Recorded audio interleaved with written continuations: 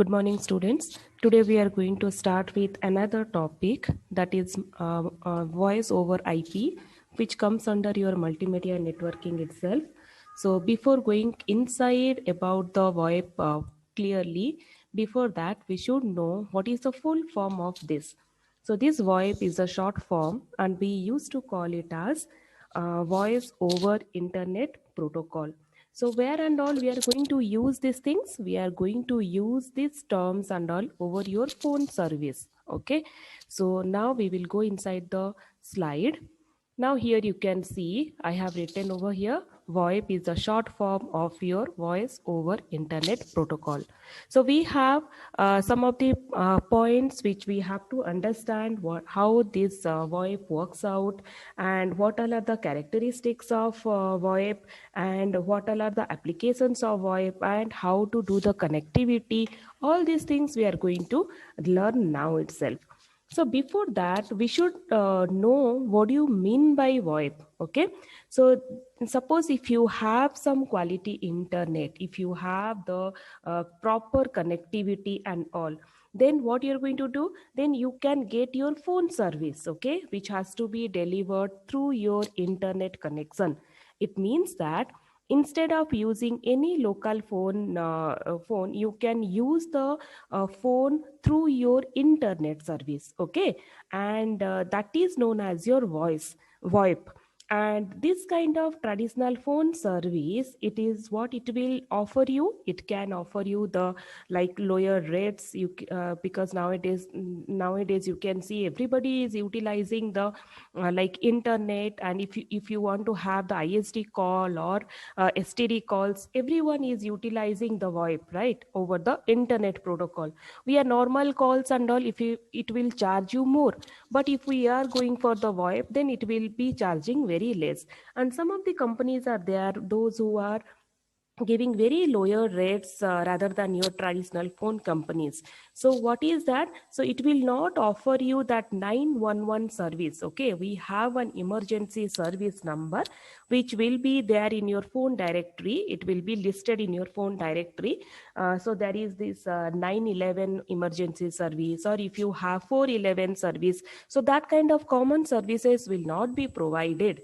Okay, so here what will happen is, but in like this kind of services are not provided in your common phones, but it is provided inside your VoIP. So here what we are going to do, suppose if any VoIP providers, they are offering any kind of services, then they have to be constantly connected with the industry wide, like which is offering many offers or lower rates, good bandwidths, that kind of service those who are providing, so they will be in touch with them. So how this VoIP is going to work out, how it is going to convert, and what will be the delay requirement, how the session is going to be initialized, or that things and all also you should know, right? So first of all, what it will do is it will turn your analog phone signals into digital signals, okay, and then it will send over your internet. And this kind of function, when it will carry out, it will have some of your end-to-end delay. Okay, so that kind of delay, suppose if it is coming less than 150 milliseconds, you can say that it is a very good, and it is higher delays are noticeable. And if it is having greater than 400 milliseconds, then it is very bad connectivity. Okay, so that time it has to send all the signals over your application level, like your packetizations. It means it will turn into your packets, and it will send the playouts over your application level. And as it is sending in that way, it can have some of the network delays. That kind of network delays we are measuring over here. Okay, so how it is going to impair our interactivity or our connectivity, so that kind of maintenance we are doing over here. And that's the reason it is known as your VoIP end-to-end delay requirements. The next one will be your session initialization. How you are going to initialize the session, because when we will transfer the VoIP using any of the common phones, that time the IP phone has to connected with your Ethernet, Then the Ethernet has to connect with your router. Then again that router has to connect with your internet. Then that internet has to be connect with your VoIP service provider. So here through this only you have to initialize all the sessions before you are advertising any of your IP address, because everywhere we want the IP address. And also if you want to have the connectivity directly, then how you are going to do that connectivity? Through your iPhone you have IP phone, that is internet protocol phone. From there you have to connect with your Ethernet, then Ethernet to router, then router to internet. Here from internet you have to connect again with the router, then again with your Ethernet, then again with your IP phone. Why we are doing like this? Because here we just want to connect directly with our VoIP. So what will happen is we have to bypass this VoIP service provider and we have to directly connect with our VoIP user. So if any of the VoIP device will be in behind of your NAT routers, I have already told you about the NAT. So if it is behind of your NAT routers, so that time the problem will it will come to the picture. So that is the reason if you want to connect, there will be a multiple connectivity procedure. You have to go through that.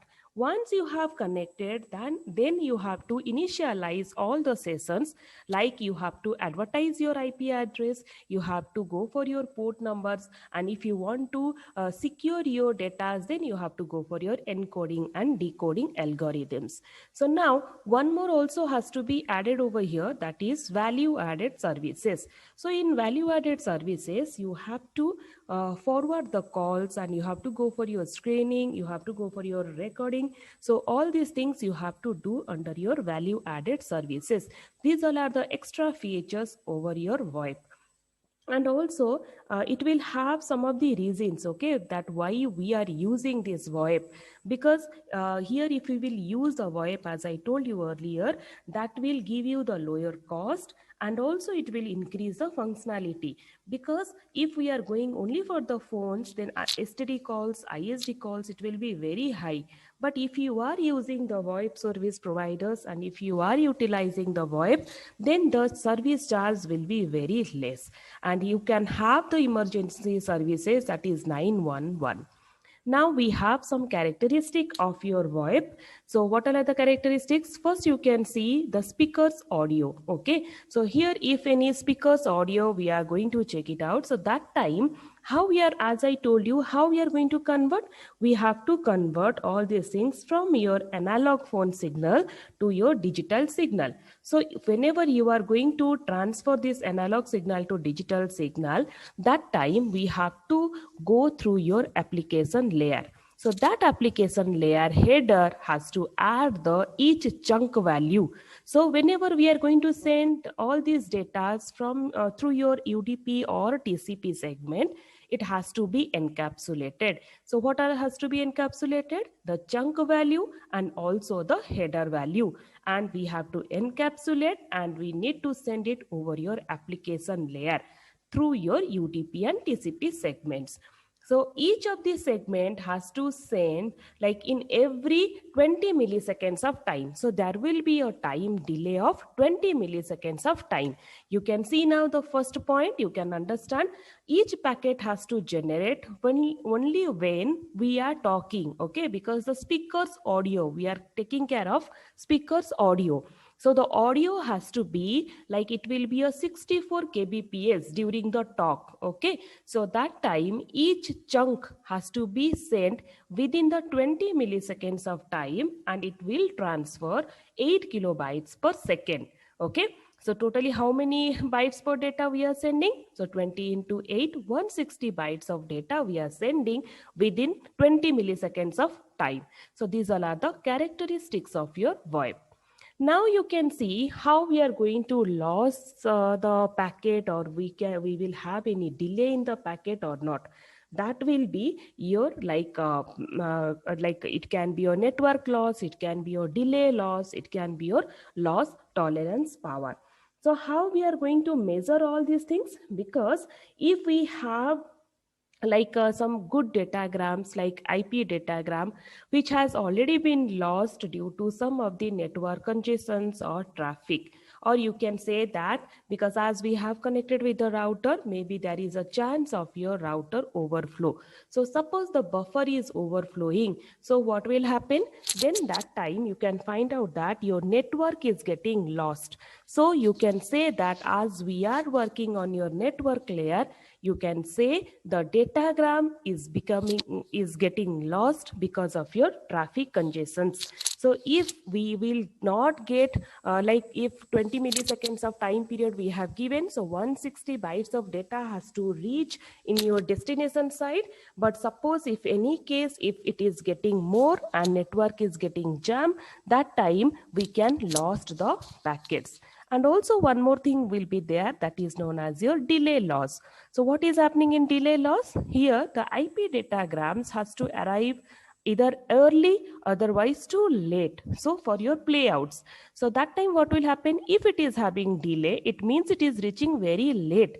Okay, so in your network there will be the queuing of your all the packets or datagrams. So your end system, those who are known as your sender and receiver, if sender is sending the datagrams very late, then definitely what will happen is in your receiver side it will also reach very late. So that is known as your delay loss. Okay, and maximum tolerable delay time period will be 400 milliseconds. We are not going to have more than that. Then the next term comes like your loss tolerance. What is the meaning of your loss tolerance? There will be a voice encoding and decoding procedure, because everything we are transferring from analog signal to digital signal. So when we are transferring any of the voice and all, so we will have the loss concealment, and where the packet loss rates will be in between 1% to 10%. And if we have the tolerance power within 1% to 10%, then it can be tolerated, like we can bear the cost. But if it will be more than that, then it will be out of your tolerance power. So these all are your VoIP packet loss and delay.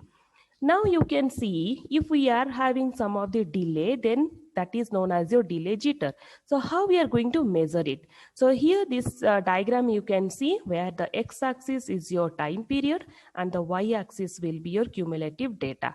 So here we have some constant bit rate of transmission of values, where you can see, suppose while receiving inside your client reception side, we will have the variable or network delay, that is known as your jitter value. So we have the client playout time. So due to some network congestions, we have we are unable to send the bits, the data bits properly. So what will happen due to the due to the delay, as already the client has taken the play out delay time, already it has been added into the constant time period. What will happen when it will reach in the client side? It will come in a proper way, because the time period, the delay time period, whatever we got it from here, that has been already adjusted within this time period. So when it will reach with your client side, you can find out that it has been already reached in a proper manner. That is known as your delay jitter. So now the delay in between this is known as your buffered data. So if you have two consecutive packets and if you want to find out the difference between the two consecutive packets, I already told you there will be a transmission time difference, that is known as your 20 milliseconds of time. So now if you have a fixed play out delay, then how you're going to work out in that? That time the receiver will attempt the play out with each chunk where the exactly q milliseconds of time, let it to be 20 milliseconds, let the q value can be anything, whatever it will be.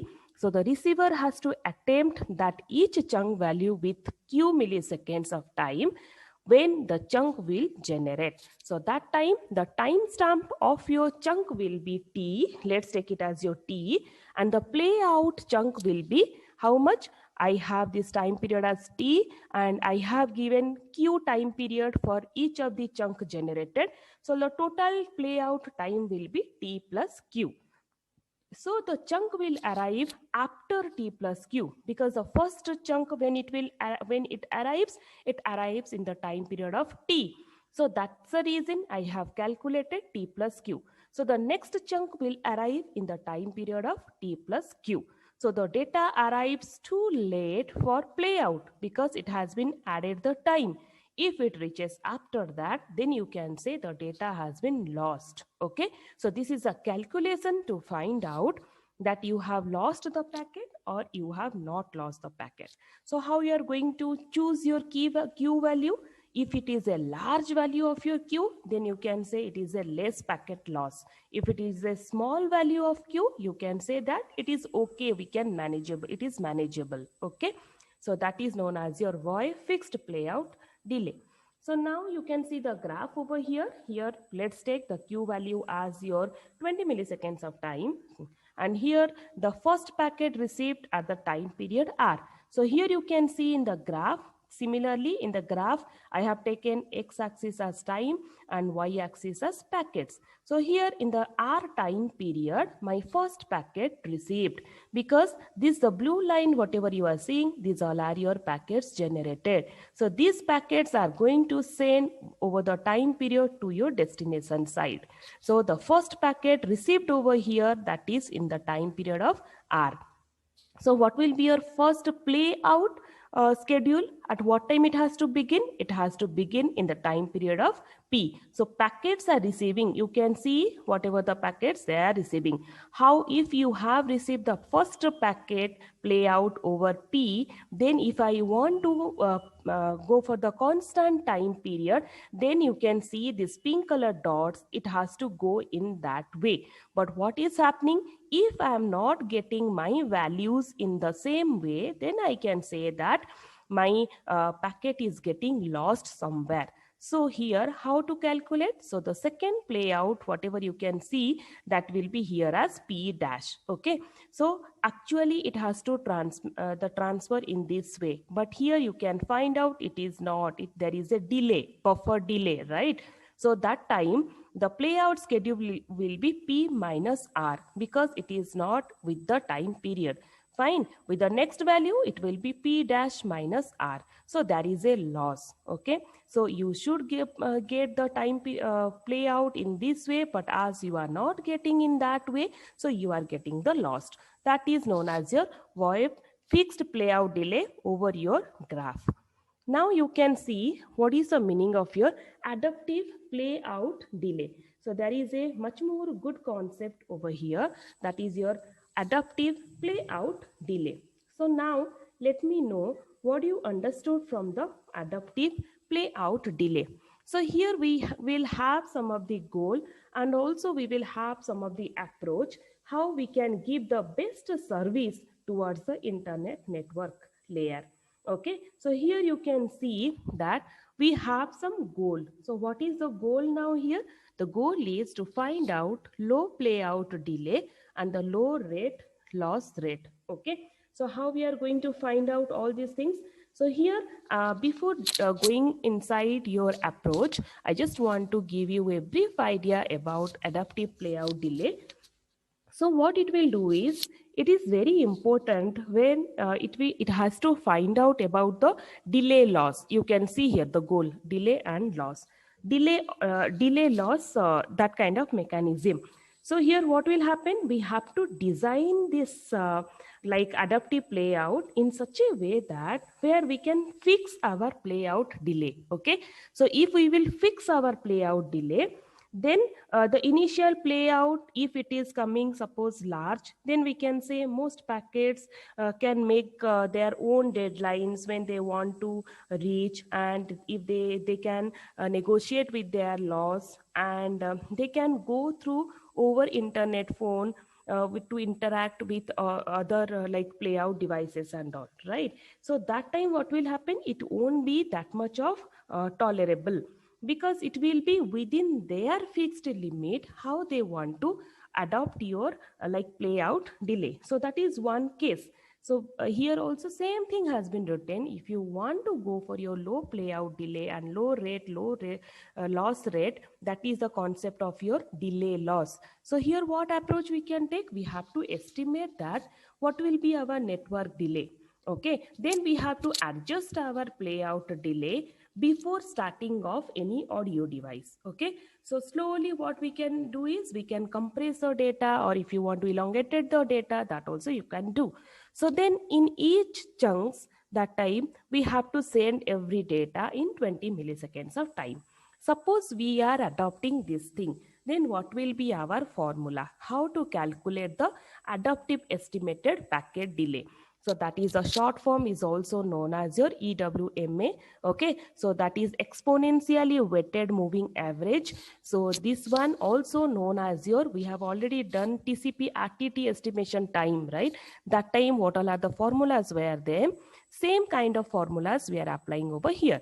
So here I have to calculate the delay, right? So delay estimation of your ith packet will be equals to 1 minus alpha. Okay, you can take the alpha value as constant, or you can take the minimal value. If it has been given in your question paper, take that value. If not given, take a very minimal value. You can take it as your 0.1, and with that you have to multiply I minus 1's packets delay. Okay, then you have to add with your alpha into Ri minus Ti. Ri in the sense you are going to measure all the delay of ith packet. R means the time in which you have received your ith packet, and Ti means the time when you have spent for your ith packet. So in that way, you have to find out your EWMA value. That is the first adaptive playout delay. Now we have second adaptive playout delay. Okay, so here what we are going to do is we will have some estimations over your deviations of delay, because sometimes what will happen is we will have many things like we can have like the average, you can find out the little deviations in the delay and all. So that time how you are going to recover all this packet loss, how you are going to do it? So there will be many schemes which you are going to follow it up. So here what is happening, I have to take the value as the delay value. Let me take it as Vi, that is your deviation of delay. So Vi will be equals to 1 minus beta, everything I'm calculating for ith packet, Vi minus 1 plus beta into the average value you are going to take mod. If it is coming any negative, you have to make it as your positive, because time period we cannot find it out in the negative. So you are going to find the values. So here you have to estimate your Di value, and then you have to calculate your Vi value, because whenever you will receive each of the packet, that also time needs to be calculated. So how you are going to calculate your playout time? The first playout time, you have to add the time, you have to add the delay time, and with the k value, you are going to add with this Vi value. This k value can increase from 0 to n minus 1. So in this way, you are going to find out all the remaining packets playout value periodically. So here you are not going to get any kind of your like questions on your like how to calculate and all. Only the derivations will be there. So you are going to write about the adaptive playout delay, only the formulas and the derivations. Now we have one more, that is adaptive playout delay of 3. The question is, how does the receiver determine whether the packet is first in a talk spot? So here how you are going to find out. So suppose you can consider in two ways. If there is no loss, okay, and the receiver looks like it's getting the successive timestamps, it means that the receiver is receiving all the packets in the proper time period, that whatever has been given before, that is 20 milliseconds of time. So if he is getting the all the packets within the 20 milliseconds of time, then we can say that the difference of successive stamps is definitely greater than your 20 milliseconds of time, which gives your audio's time, right? So that is one case. Suppose in second case, some loss is there, okay, then what you can think of? You can think of that receiver maybe has not got the all the packets and all within the time period, or maybe he has lost some of the sequence number. So that time, how you're going to calculate? You have to find out the difference between your all the successive stamps has to be greater than your 20 milliseconds of time which has been assigned for your each of the time period, and along with that you have to go for the sequence number which is without gaps. Then that time period, the addition of 20 milliseconds of time and the sequence number can give you the actual audio time when it has been begun. So then in this way, in these two possible way, you can calculate and determine how the receiver is going to receive the packet when the first audio begins. Okay, so this is the adaptive playout delay of 3. So now how you are going to recover all the packet loss, whatever happened from your VoIP. Okay, so how you are going to recover all these packets. So already we have discussed, right, over your internet phone applications, how you can deal with your packet jitter. And also we have described or discussed about your few schemes which has been attempted to preserve all the acceptable audio qualities if you have any packet loss also. And that kind of packet loss, when you are recovering, that is known as your loss recovery schemes. And here we have to define that if there will be a packet loss in a very broad sense, then we can say yes, definitely the packet is lost. But it's not happen like if again the receiver is having the same kind of your packet loss, then we have to schedule the play out time. Okay, and over your internet phone, whatever the examples we have taken, on that basis we can derive all these packet loss recovery schemes. So here we have two kind of one scheme is there, that is known as your forward error correction scheme, which is also known as your FEC. So what is that actually? Why we have came to your forward error correction scheme? Or you can say that that is also known as your interleaving. So why we came as, what happens is when we will retransmit any kind of your lost packet which is not inside your interactive real-time applications, like you can say internet phone. Okay, so that time what will happen is when we will retransmit any of the packet, it can miss the play out deadline. Okay, so if it is missing the deadline play out, or if it is overflowed the router queue, then definitely we can accomplish that. Yes, like some packet loss is there.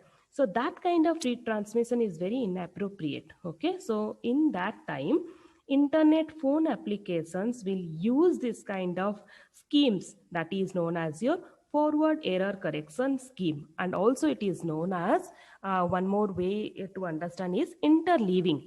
So what is happening in your FEC?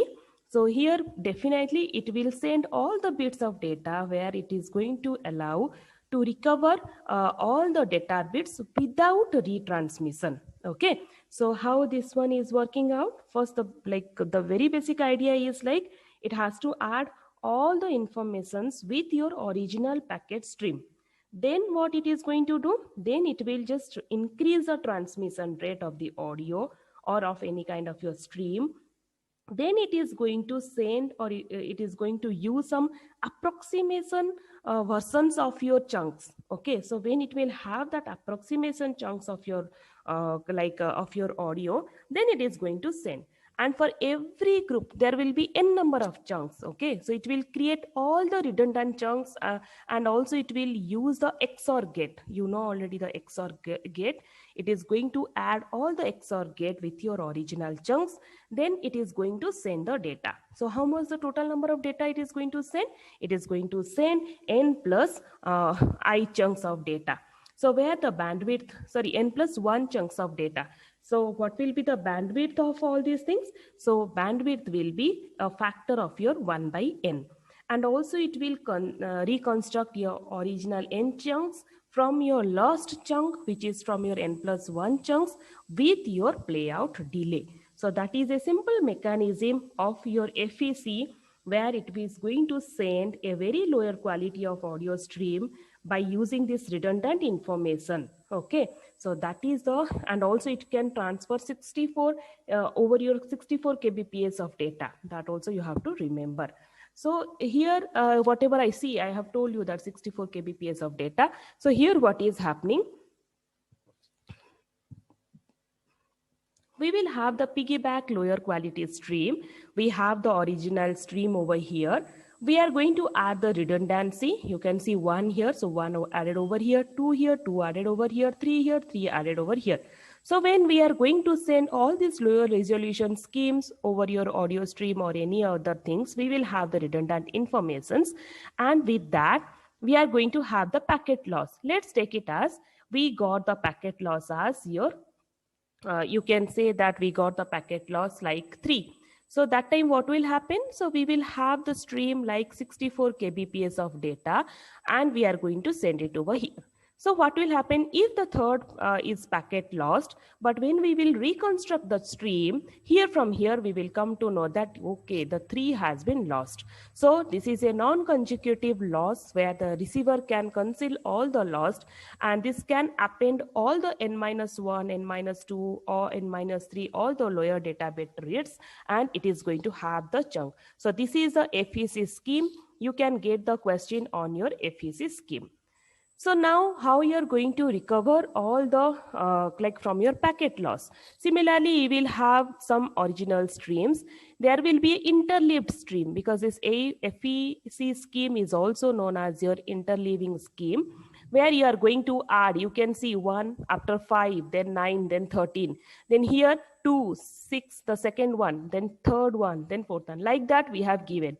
And if we have some packet loss in between that, then also we can retrieve while going for your reconstructed stream.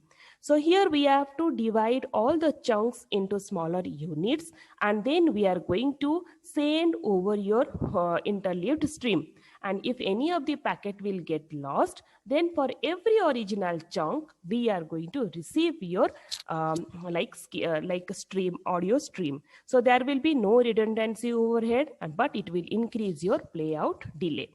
So how it is working on your Skype, because we have already utilized the Skype concept. Here you can see we have some Skype clients, where the Skype clients are going to utilize the application layer protocols to encrypt all the message.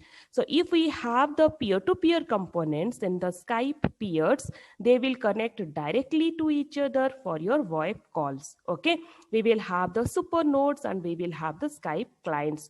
The super nodes, they will have the Skype peers with some of the special functions, and they will just connect with each other with your overlay network, and that is connected to your Skype clients. So here all the login servers will be there. They need to log in and they are going to connect it. So that is a peer-to-peer connectivity. So if you want, so you can connect over Skype here. You can join with your Skype network with contacting with your IP address, whatever has been given. So the login Skype server, through your login Skype server, you can connect by giving your username and password, where it will be a very centralized Skype login server. Then you can obtain your IP addresses, where you can call from SNS overlay, and there will be a client body list. You can join with them.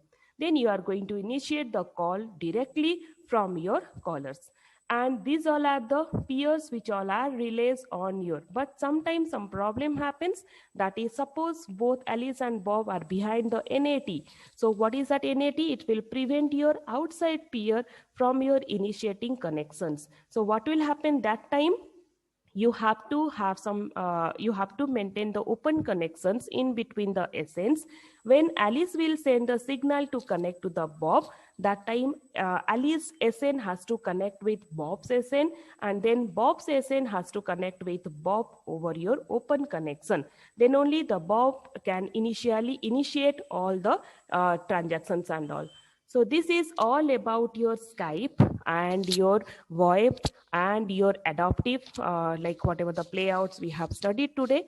Hope you have understood the things, whatever is there. Next class, we are going to start with the protocols for real-time conversational applications, RTP and SIP. So for today's class, it's this much. Thank you.